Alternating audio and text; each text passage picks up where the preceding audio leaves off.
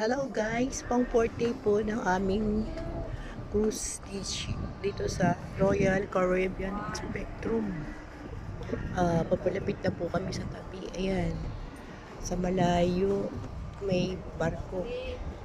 Napakaganda ko, walang kaalon-alon. Kaya hindi tayo nakaramdam ng hiluman. Ayan, this is Malaysia. Pinang Malaysia. Sisikat na ang araw. Umpisa ng sumikat ang araw. Ayan. Nasa hulihan kami ng barko kaya kita natin yung usok na yun. Ang daming mga dumadaang joggers. Different kinds of nationality. Iba-iba po mga nagja-jogs. Iba kumukuha ng mga pictures. Ayan, papalapit na po kami sa port. Oh, ganda ho ng dagat, walang kaalon-alon. Hindi katulad dyan sa atin sa Philippines, napaka-alon. May isang bangka rin doon sa malayo. Yan.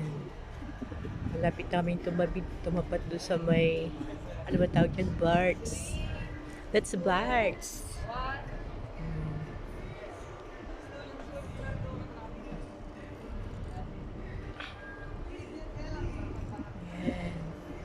Laho yung aking mga groups sa pag-picture. Ayun o, natapat na abang kami papalalapit sa punduhan. Tumatapat kami sa isang barko na maybe it's a cargo vessel. Pero nakahinto siya. Sa ibabaw makikita yung tubig. Talagang tumatakbo pa rin kami. Pero walang alon.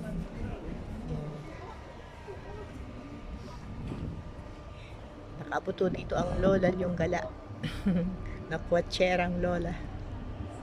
Yan. Isang cargo vessel ho pala yan. May mga lamang tinaiso mo na. Cargo vessel ho siya na may mga lamang ano bang karga nila, parang mga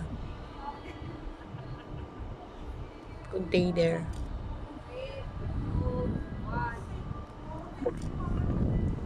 Yan, container. Malaki rin ho siya, oh.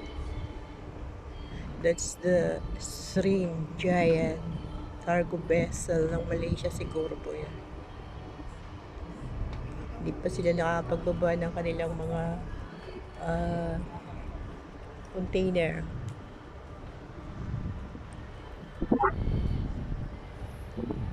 Papalapit ho kami sa tabi.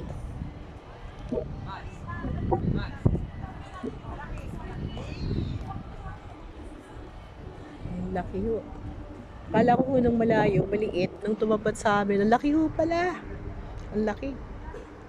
Ang laki ng cargo na yan. Dahil ang daming lamang tanker. Ang daming lamang container.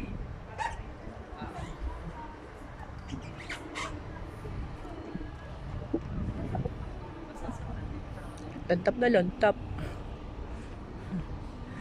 Pero parang kulay brown ang dagat niya, hindi katulad dyan sa atin sa Pilipinas na blue at napakalinis natin makita.